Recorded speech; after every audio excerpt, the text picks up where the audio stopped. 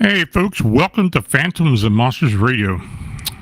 Now, there are encounters that happen in the deep woods, far from homes and highways. Those are unsettling enough, but tonight's reports are somewhat different. These are cases where something came closer. Parking lots, cabins, bedrooms, backyards, public parks, open water. Even hospital wards. Across decades and across states, the details change, but the pattern remains. Now, something intersects human lives briefly, deliberately, and then vanishes. And in several of these accounts, the witnesses are left with that same question, were they meant to see it all? Now, tonight we examined several cases. No embellishment, no exaggeration, just what was reported. And between each, we'll look at what connects them. So let's begin. Now, at approximately 1:30 a.m., a witness stated that he had been standing at his apartment window on the 4th floor of the residential building at Attleboro, Massachusetts. He was smoking a cigarette when he noticed a dark blue Hyundai pulled into the parking lot below. Now, the vehicle came to a stop. A young man exited the car. Now, according to the witness, the subject was wearing a white winter jacket. What happened next stunned him. The man immediately dropped to all fours. The witness emphasized that he did not observe a gradual transformation. There was no visible morphing of limbs or grotesque distortion. Instead, he described an instantaneous unnatural contortion into a quadrupedal stance resembling a canine's. The posture shift appeared physically impossible for a normal human body. Now, once on all fours, the subject accelerated rapidly across the snowy ground. The speed was described as far beyond what the witness believed a human could achieve in that position. The figure ran directly toward a 6-foot-tall fence bordering the property. Now, without hesitation, the subject leaped cleanly over the fence and dove headfirst into a massive snowbank on the opposite side. Then the figure vanished from view. The entire incident lasted approximately 30 seconds. Now, at 1:54 a.m., Now, this just happened a couple of weeks ago. While I was listening to Coast AM, I received a frantic phone call from the witness. He was literally screaming into the phone, repeating, "What the hell? What did I just see?"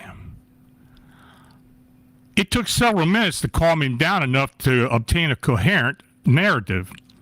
He expressed fear of contacting the police, concerned that he would have been ridiculed or dismissed. So once composed, he carefully detailed the posture change, the quadrupedal sprint, and the effortless fence leap. He insisted that what he saw was not a prank, not a drunk individual, and not someone simply climbing or vaulting in a conventional way. The movement pattern was described as distinctly animalistic. Now, he later told me that after the event, he searched online for werewolf sightings, and my name appeared in the results. Now, the next morning, the witness contacted me and stated that the car was gone. Now, the space where the car was parked was empty. The snow remained because the parking lot had not been plowed after that huge storm the week prior, which was the big nor'easter up here in the Northeast. There were no tread marks, as if nothing had ever been there. The witness is more fearful now, worried he witnessed something he wasn't supposed to see. Now, this Attleboro incident introduces a recurring behavioral anomaly: instantaneous posture alteration without transitional movement.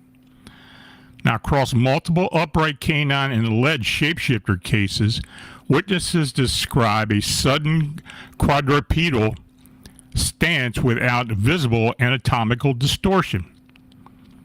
The emphasis is not on transformation, but on mechanical repositioning.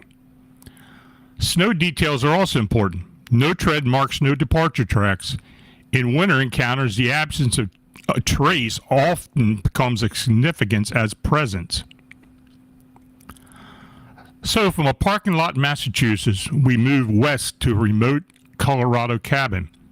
This next case shifts from physical agility to psychological manipulation. Now, the witness tells me this happened in late 2017 near Winter Park, Colorado, at a family friend's cabin. The property sits in a remote area with very few homes nearby. We spent a day sledding and returned to the cabin in the early evening. Now, my parents and their friends were downstairs playing board games. My siblings and a couple of other friends were upstairs. At some point, my mom realized my younger sister was not with the other kids. She was told that my sister had gone into her room to listen to music, which was not unusual. About an hour passed. My mom had not seen or heard from her, and that was strange because my sister would never willingly miss out on time with her friends. My mom checked the bedroom, and she wasn't there. That's when the panic set in. Everyone began searching for throughout the cabin, every room, every closet, every corner, no sign of her. Nearly 2 hours had passed since anyone had seen her. My mom went outside hoping she had wandered out onto the property. What she found terrified her. My sister was inside our car with her face pressed flat against the window. Her eyes were wide and filled with fear. She was screaming, but my mom said it looked almost mechanical, like something out of a horror movie. The doors were locked. No one understood how she got in there or why she could not unlock the door. When my mom opened the car and pulled her out, she was not responding normally.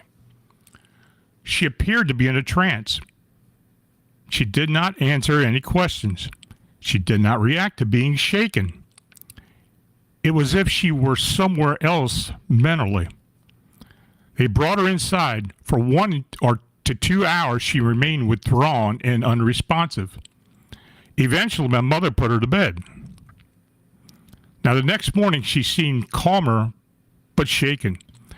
When asked how she ended up in the car, she said she did not remember. The only thing she recalled was seeing a man dressed completely in black approach the vehicle while she was trapped inside. She said she was terrified and tried to get out. The man got closer and told her he would let her out, but she had to do something for him. He held a black rose up to the window and told her to come out so he could give it to her. After that, she remembered nothing. Now, later, my mom went back outside to examine the area. She found a trail of footprints leading away from the vehicle and into the surrounding forest. No one in our group had been walking in that area. No one could explain the tracks. To this day, we have no explanation, but my mother says the expression on my sister's face in that car was something that she'll never forget. Now, child-focused encounters involving black-clad figures are historically consistent across folkloric and modern anomalous reports. The black rose detail is unusual, suggesting symbolic manipulation rather than brute force. Footprints leading into forest terrain with no identified owner align with several proximity cases in mountain regions. And Winter Park has prior unexplained events dating way back, often and many decades ago, actually. So from Colorado forest, we shift to Utah, where the term skinwalker carries far older weight. Now, the witness states, I'm about to tell you something that's absolutely true. My grandfather lived in Mighton, Utah. Now, when I was young, he would tell me stories about skinwalkers and how they would take the form of an animal or even someone you knew. One day, I finally asked him if he had ever met one. He told me yes. I asked him when. He said it was a very long time ago, before I was born, before my mother was born. He said he was young and foolish and had gone out to what he called Skinwalker Valley. Now, according to him, it was a place where nothing living entered. Not even crows would go there. He said even the guardians of death feared whatever lived in that valley. He told me that he had driven out there in his old red Ford truck to prove to everyone that the stories were nothing but superstition. He wanted to show people that the valley was empty and harmless, but he was wrong. When he arrived, he said the grass was black, as if it had been burnt and somehow survived. The trees looked dead, but were still standing, still alive in some unnatural way. He saw an old house not far from where he parked. The roof had caved in. The door was missing. Strange marks were carved or gouged into the side. Animal skeletons were scattered across the property as if they were burial ground. Then he heard her. He heard his grandmother's voice calling him. She had died years before. She said the spirits were calling for him, for his life, for his skin, for his blood, and for his soul. He believed they were lost souls that could change form from man to beast. He said they chased him, they frightened him, and before he escaped, they told him they would never forget him. Now, after that, things began happening at his home. Whenever I visited, he would show me something brand new that had been broken the very next day. His animals were killed. Eventually, he stopped keeping his dogs outside because they wouldn't survive the night. He insisted that the spirits in the valley were responsible. Now, as I grew older, I lost patience. I told him his stories were lies. I demanded proof. He didn't argue. He simply turned around and lifted his shirt. I gasped. His back was covered in scars. There was not one single clear patch of skin. Wide claw marks crossed him in multiple directions. They were too straight and too far apart to be made by a human hand. I started to cry. My mother ran into the room to see what was wrong. When she saw his back, she screamed at him while holding me. He said nothing. He just stood there staring out into the field across the road from the house. Now, as my mother carried me inside, I looked over her shoulder and saw it. A large black dog stood in the field. His eyes were white. It was staring at my grandfather, and he was staring back at it as if he was waiting for it to attack. It never moved toward him. It just simply watched. I never saw that dog again. My grandfather died 2 months later. The doctor said his heart had just given out. I never believed that explanation. His arm had fresh claw marks when he died. That was 42 years ago. No one has ever believed me, but it happened. So I'm telling it now. Never look into a skinwalker's eyes. It will not forget you. Sooner or later, it will come for you. You can fight it. You can refuse it. But if you do, you had better not be afraid to die. Now, this account blends traditional Navajo shapeshifter lore with physical scarring and animal manifestations. Now, wide, straight claw marks described as too far apart for human origin appear in multiple alleged large canines or bipedal predator reports. The recurring black dog with white eyes mirrors regional death hound traditions in both native and European folklore. But before we continue, if you're enjoying tonight's presentation and want to hear more stories like this, don't forget to hit the like button and subscribe to Phantoms and Monsters Radio. It really helps us reach out to more people who are searching for answers about the unexplained. And make sure to click the notification bell so you won't miss any of our live shows. Now, not every intrusion announces itself with claws. Some come quietly with suits and statements. I was contacted by another investigator about the following incident.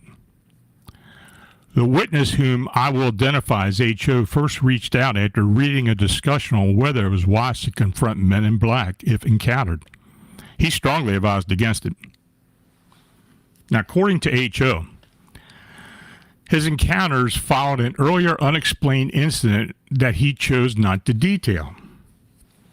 Several months later, 2 individuals appeared at his rural home. The property was secured with a gate and a camera system. Despite these measures, the men somehow managed to access the front door undetected.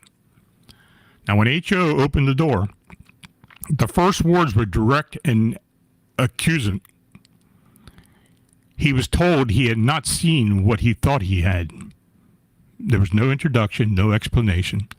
The tone was not conversational. It was declarative. H.O. reacted with anger and ordered him off his property. The men offered no response. They turned in unison and walked slowly down the driveway. So 3 weeks later, while driving approximately 65 miles per hour along a long straight stretch of highway in another state, a vehicle approached and matched his speed. When he glanced to his side, he noticed the passenger as one of the same men. The passenger stared at him without expression. H.O. accelerated to approximately 80 miles an hour. The vehicle remained alongside him. He then abruptly braked, and the other vehicle continued forward without hesitation. H.O. interpreted the encounter as a message. They could find him wherever they wished. For roughly a month afterward, activity ceased. Then a new pattern emerged. On multiple nights, every few weeks, his exterior security lights would activate several times. Cameras recorded only minimal motion just beyond the illuminated perimeter. The disturbances persisted for approximately 6 months. So one night, his 10-year-old dog reacted strongly, growling at the door, moving to the window, then retreating and whimpering near H.O. Shortly afterward, the neighboring ranch hands approached him. One of their cattle had disappeared during calving season. They searched the surrounding area for 3 days without finding any remains or sign of predation. Now, when H.O. mentioned the unusual activity around his home, he was surprised by the reaction. They acknowledged seeing unexplained lights in the nearby forest and canyon on multiple occasions. Now, although H.O. loved his home and property, the accumulative activity convinced him to leave. He sold his house, liquidated most of his belongings, and relocated to Southeast Asia. He reports that he now lives peacefully in a condominium in a major city. Now, the Men in Black motif consistently features access bypassing physical security systems. They synchronized movement, declarative speech, follow-up intimidation were classic behavioral markers. The cattle disappearance and unexplained lights in adjacent woodland introduce overlap between the suppression narratives and the livestock anomalies. Now, from rural surveillance to semi-translucent humanoid moving through the field. Now, this next witness stated that he and his partner were inside their home watching a movie when they heard unusual noises from the front porch. Their dog, along with their neighbors, began barking aggressively and continuously. Concerned, he ran outside to investigate. The front motion light had been triggered. Now, as he stepped into the yard, he saw something moving rapidly into the darkness beyond the reach of the light. The dogs were in pursuit, chasing whatever had triggered the disturbance. He called to his partner to bring flashlights and headed in the directions the dogs had run. Then, without warning, all the dogs stopped barking at once. The sudden silence was described as unnerving. There were no visible signs of animals and no sound of movement. The couple moved towards their nearest neighbor's property, approximately 50 feet from the fence line. Now, at that moment, a tall, slender humanoid figure suddenly ran across the field of view, emerging from the trees on the left side and disappearing behind the barn to the right. The movement was extremely fast. The witness immediately asked his partner to describe what he had seen, seeking validation. He observed a tall figure estimated at 7 to 8 feet. Both described this entity as semi-translucent. They could discern that what appeared to be an internal skeletal structure while still seeing the overall outline of its form. It seemed to be wearing a type of suit, though no facial features were distinguishable. The witness noticed that the figure reminded him of the internet folklore character known as Slender Man, although he emphasized that what they observed felt physically present and real. Now, both witnesses were shaken by the event. They did not sleep that night. At sunrise, they walked to the property to reassess the scene in daylight. The witness reported finding long stride prints in the ground and photographed them. He noted the stride length was unusual, reinforcing his belief that the encounter was genuine. Now, the witness added that this was not the first anomalous experience. Over the previous several years, he had been involved in multiple unexplained events, often without additional witnesses present. He believed humanity is not alone, either in the universe or on this planet, and desired eventual direct communication. Now, semi-translucent figures revealing internal skeleton structures fall within some of the categories as cloaked entities or Glimmerman reports. Long stride ground impressions following high-speed movement strengthens the physical claim. Wildlife misidentifications explanations struggle when multiple witnesses simultaneously report translucency and visible skeletal outlines. Now we shift from terrestrial terrain to something far less confined. The witness states that the encounter occurred while spending the summer in Missouri with extended family, including a grandmother, aunt, uncle, and cousins.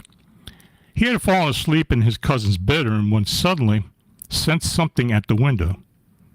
Upon opening his eyes, he saw what appeared to be recently deceased maternal grandmother standing there. She appeared translucent, visibly haggard, and disheveled. Her demeanor felt negative or disturbing. Without speaking, she floated out of the room. The witness followed her down the hallway in what he described as a trance-like state. Now, at the end of the hallway stood a second entity. He described it as resembling the fictional character Roger from the animated series American Dad, but with solid black eyes. The being was shorter than the witness. He was approximately 5 feet 6 inches at the time and had a grayish tan coloration. The entity exited through the door. Still in a trance, the witness followed it outside. Hovering roughly 50 feet above the ground was a large dish-shaped craft. The farmhouse had neighbors nearby, making the presence of such a massive object seem implausible. The craft was purple with an ornate gold trim.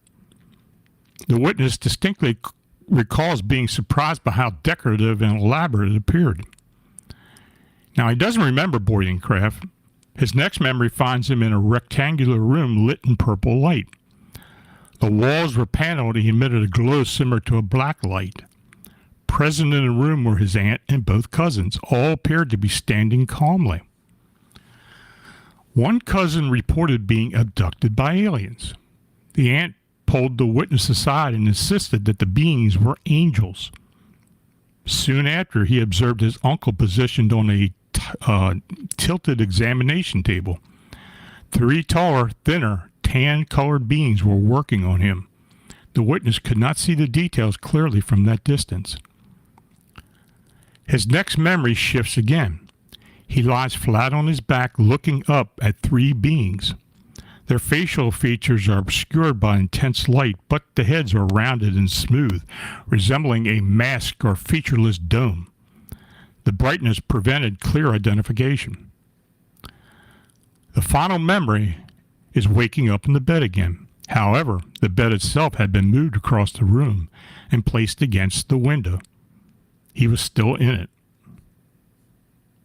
Now, this case contains layered phenomena: apparition, mimicry, trance induction, a structured craft interior, and dual species present. Now, the decorative purple craft contradicts the standard sterile metallic abduction narrative. The inclusion of both smaller gray beings and taller Nordic types matches long-standing abductee typologies dating back to the 1950s. So now we move back to Pennsylvania. 2 witnesses, 1 park, similar descriptions. In July 2015, 2 separate witnesses came forward with disturbing accounts of a large, hairy humanoid encountered inside the McDade Park in Scranton, Pennsylvania. Now, one was a veteran police officer on patrol.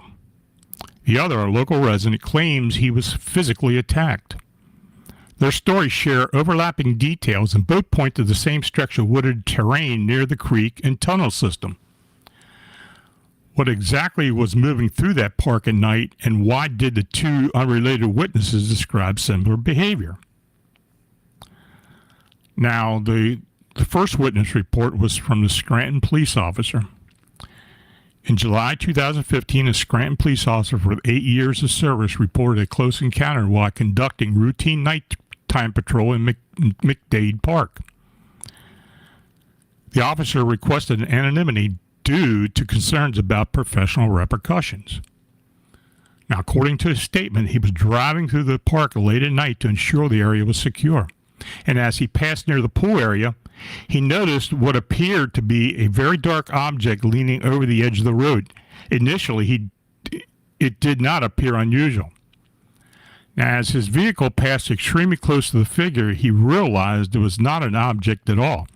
He described seeing a large, well-muscled, hairy leg and thick, hairy waist and hand. A thick, hairy wrist and hand. The figure turned as he drove by. The officer stated that he reacted instinctively, shouting in shock, grabbing his cell phone to attempt a photograph, and drawing his service weapon. He stopped the vehicle and prepared to engage if necessary. He described himself as combat trained and fully prepared to defend himself, but he hesitated because he wanted to see the entire figure clearly. He stated that the creature was either an unusually large monkey or what many have called a Bigfoot. He also emphasized that he would not go public due to the risk of his career. Now, he did provide a photograph to me, but it was absolutely indiscernible, showing only a dark, blurry mass with no identifiable details. So the second witness, he stated shortly after the officer's encounter surfaced, a Scranton resident named Jose Ruiz contacted with his own claim. Ruiz stated that he and his friends entered McDade Park around 8 p.m. one evening and walked along a trail leading to a small tunnel near a creek.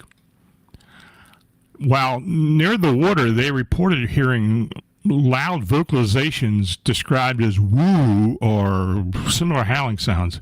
Ruiz and his friend reacted with confusion.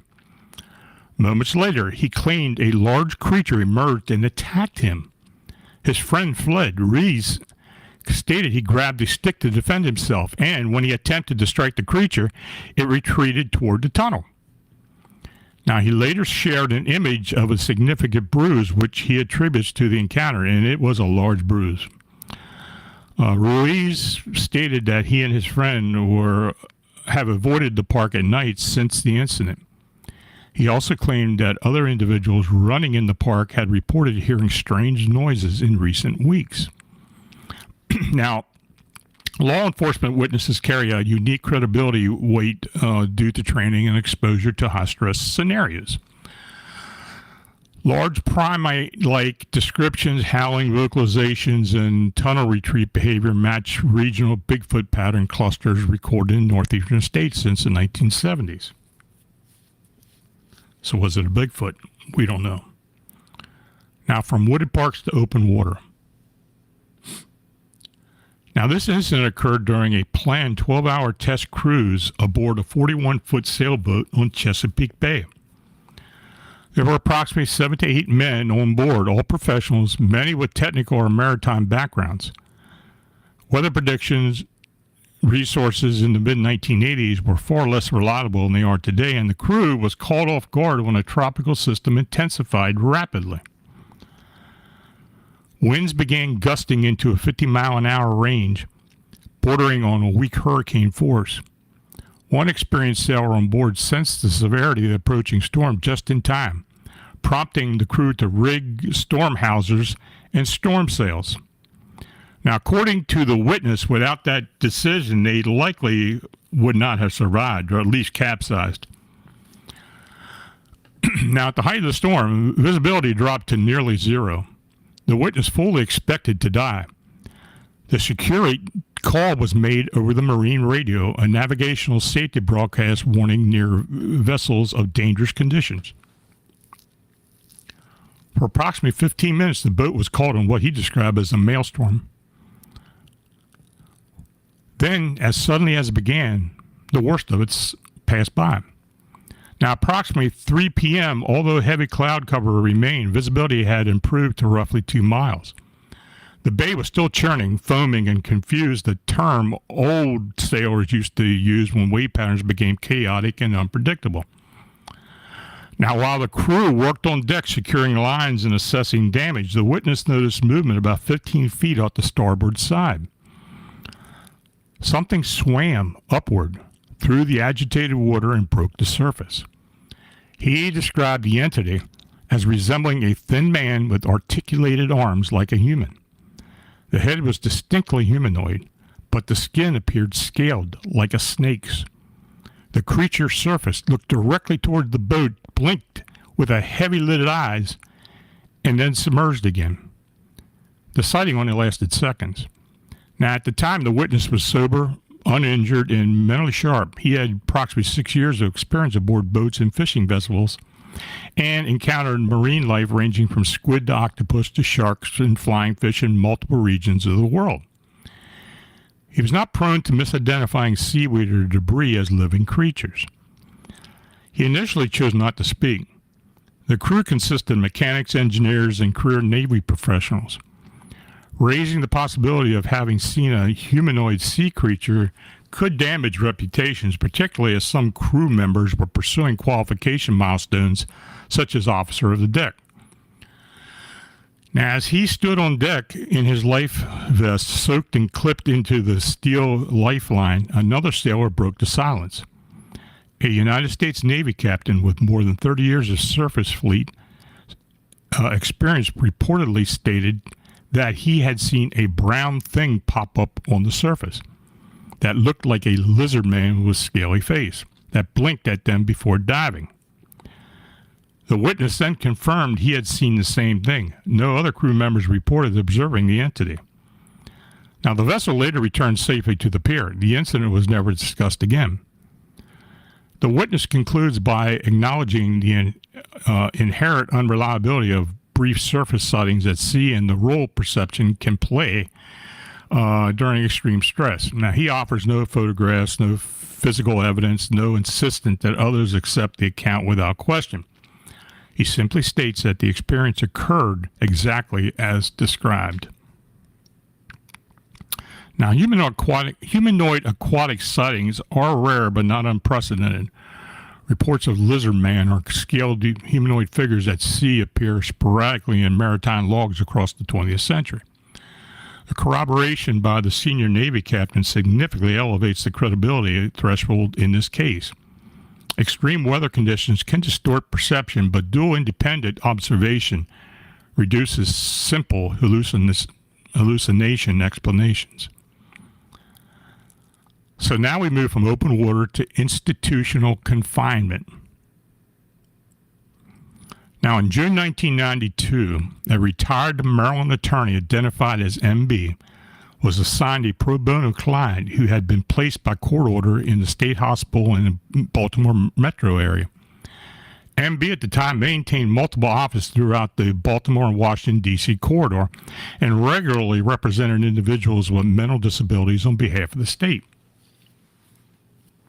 Now, MB interviewed the client at the hospital.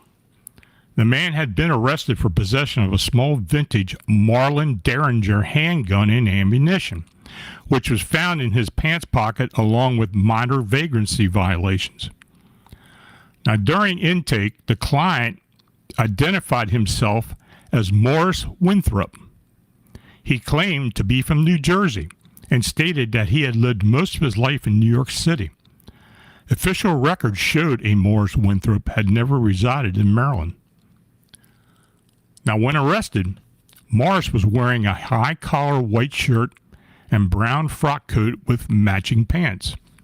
Now, MB later discovered that the clothing closely resembled authentic Victorian-era menswear dating from approximately 1870 to 1880.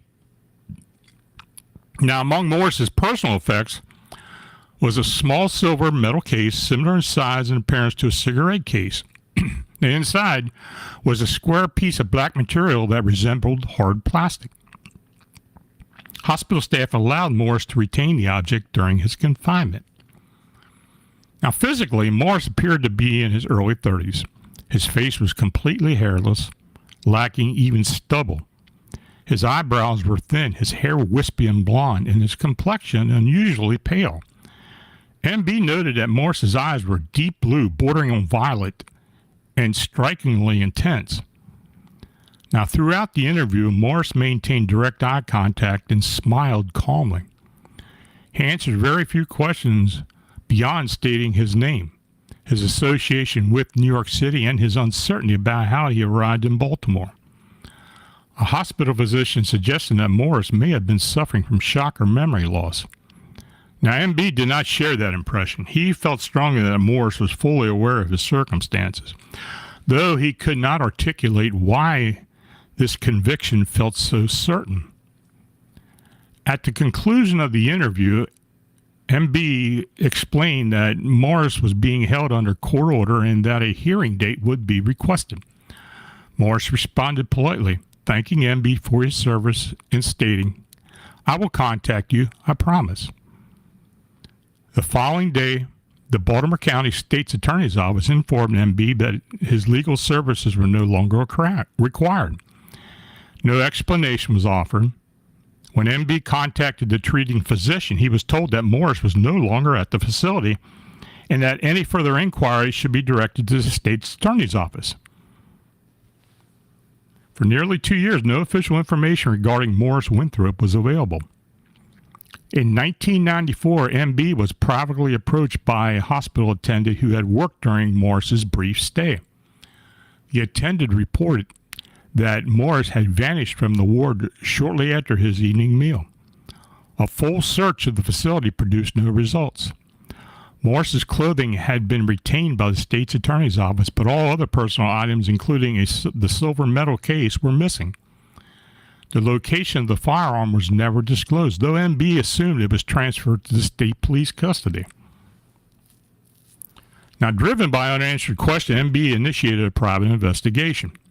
A licensed investigator uncovered a single historical reference to a man named Morris Winthrop, age 32, who resided in New York City in 1877. That Morris disappeared without a trace, leaving all personal property behind. Contemporary police records from that period reported no evidence of foul play. Now, over the next 19 years, MB hired additional investigators, but no further records surfaced. The promise Morris made during their final exchange continued to weigh heavily on MB, who questioned whether his former client was something far stranger than a lost man. If Morris was a traveler displaced in time, MB wondered if that promised contact would ever occur.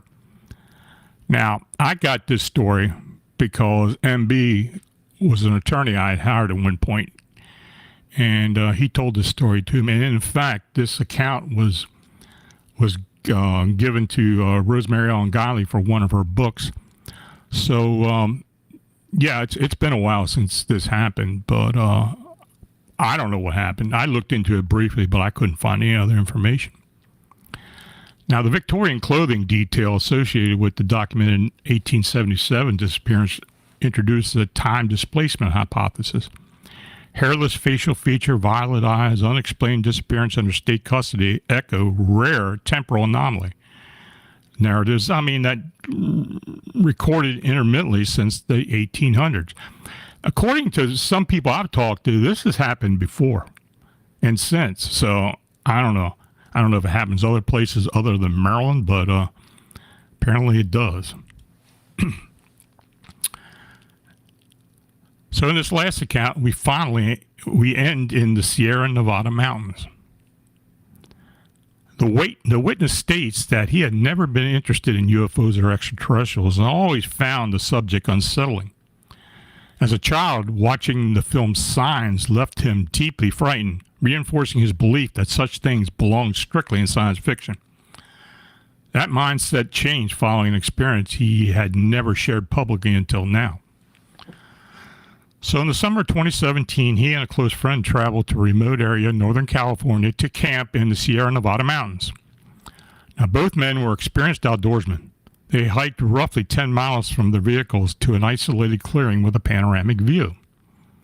The location was not an established campsite, but a spot the friend had visited once before. Now, on their second night around 10 p.m., they sat by the fire eating and watching the stars. His friend eventually retired to his tent, leaving the witness alone by the fire.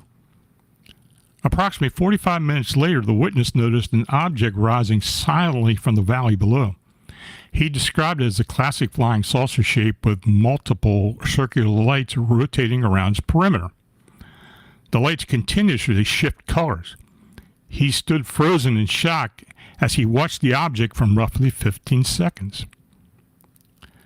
Realizing he needed corroboration, he stood up to wake his friend.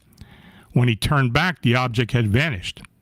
He called out his friend's name and immediately realized something was wrong. He could not even hear his own voice. The environment had gone completely silent. He was unable to move his body, though his eyes remained mobile.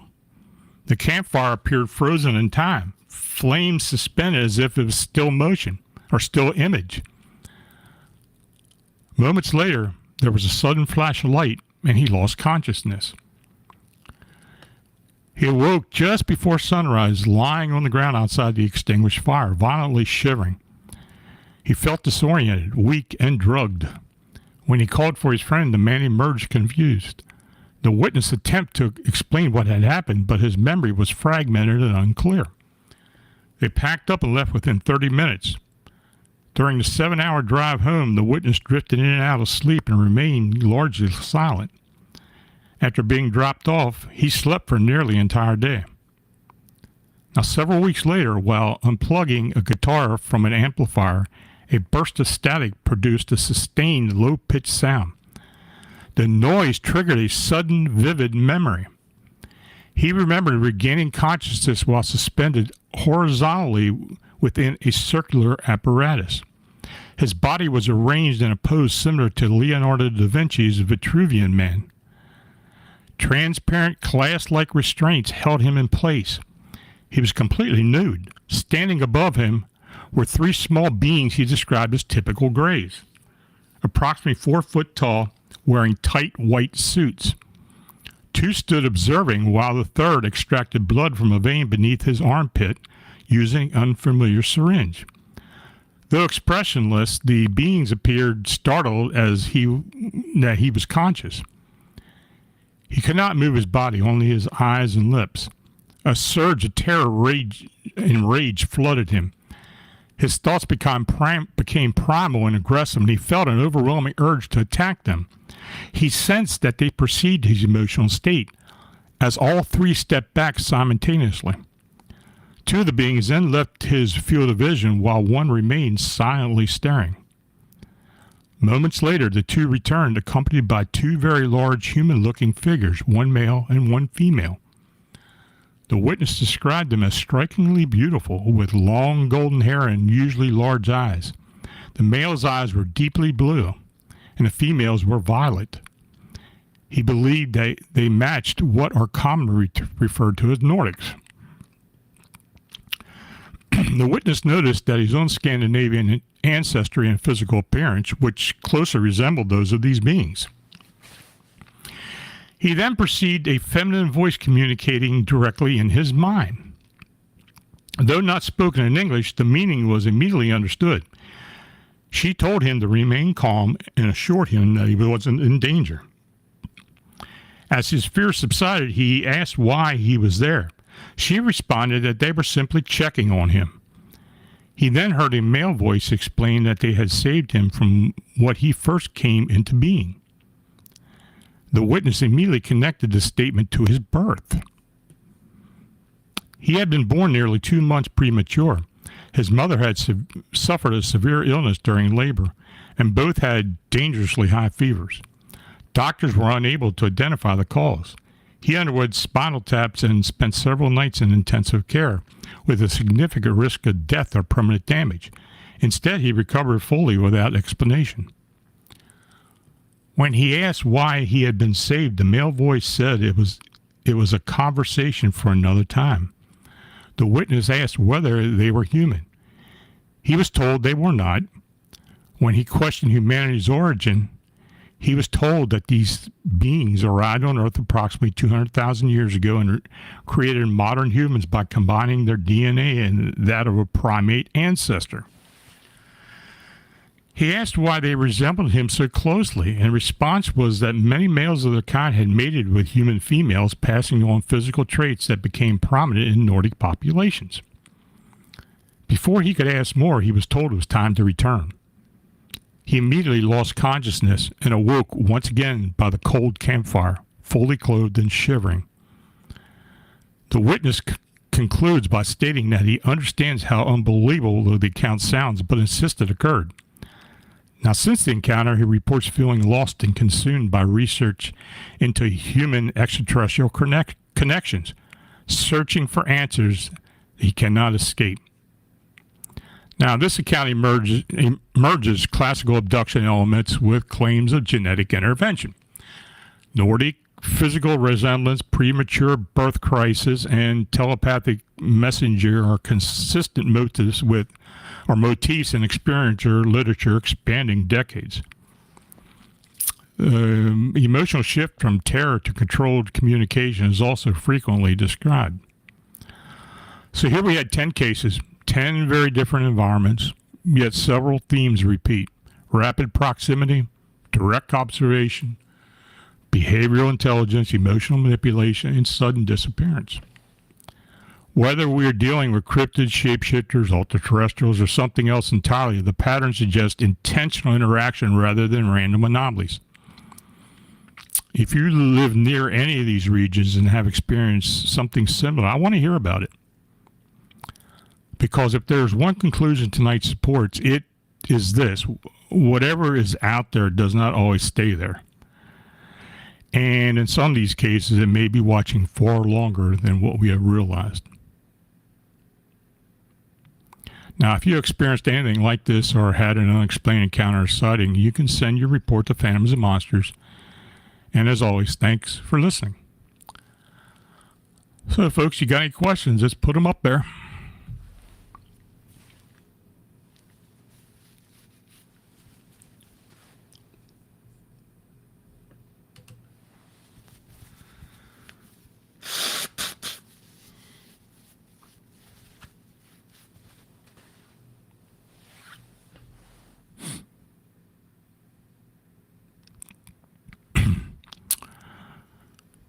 Cans Quatch. Do you get many time traveler displacement reports that could be an interesting topic for future shows? I get them occasionally. I probably got enough in the archive to do a show at least, so I'll see what I can find. Dagnammit, have you heard of black-eyed kid phenomena having all whited out eyes? Yeah, I've heard white eyes and black eyes. Normally the white eyes are associated with older individuals, but I have heard both. But yeah, it does happen.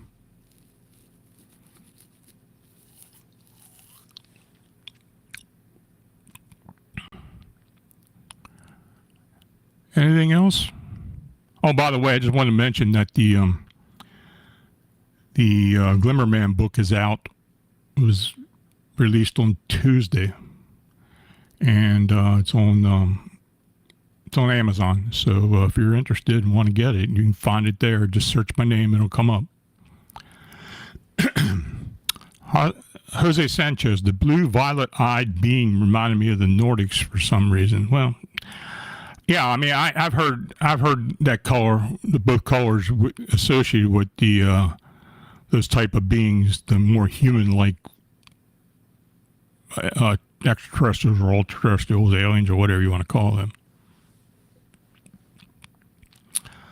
Paranormalism Net, are there any reports of humanoids changing size?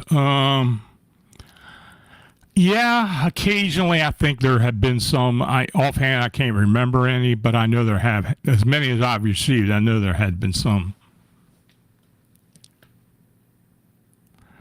Dagnammit, has the body of a cryptid ever been found? Not that I know of. But then again, if they do find a body, it's probably no longer a cryptid. It's something that's known. And they have found many bodies of animals that they thought were extinct, or even living animals that they thought were extinct and considered cryptids, but were found again.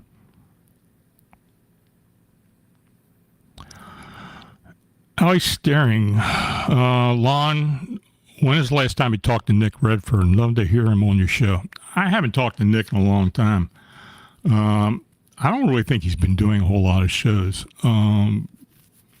I haven't had him on for years.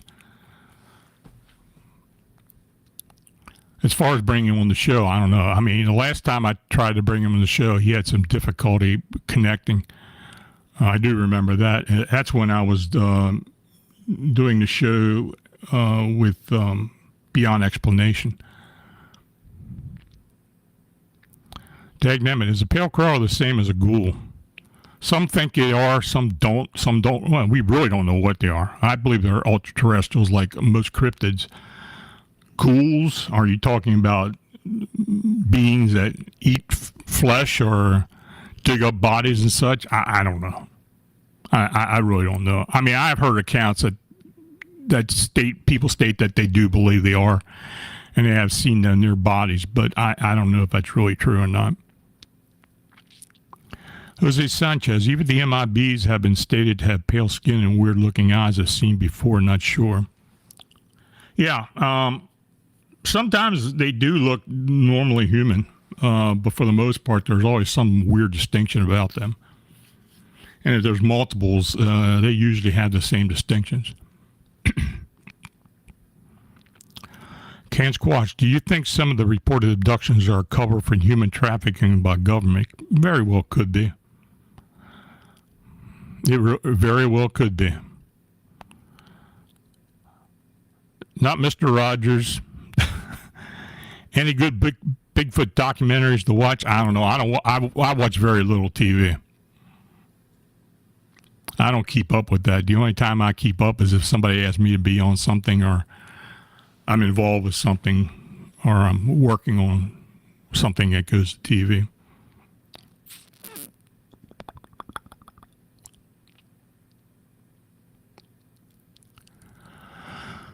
Oh, Uncivil Engineer. Man-Bat is a villain character of Batman, though the character is like a cryptid.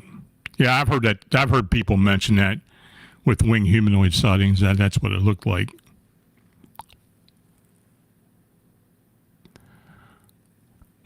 Kim Rainham, have you ever gone to Bray Road in Delavan, Wisconsin to see the Beast of Bray Road? I have been there a couple of times years ago. I haven't been there.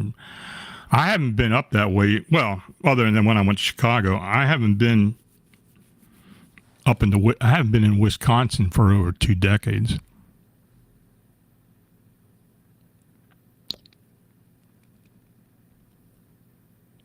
Anything else? Okay, well, again, I mentioned the book is up. I'll see what I can do about the next show. I'll see if I can find enough accounts to do a report. And in the meantime, and I did want to mention, and Marla knows, I forgot the date, but it's Wednesday, the 25th of March. If I'm wrong, Marla put it up there. But that Wednesday night, we're going to do a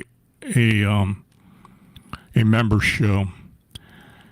And Ray Keller wants to come on too and talk about something he's involved with. So we'll try to get that stuff scheduled.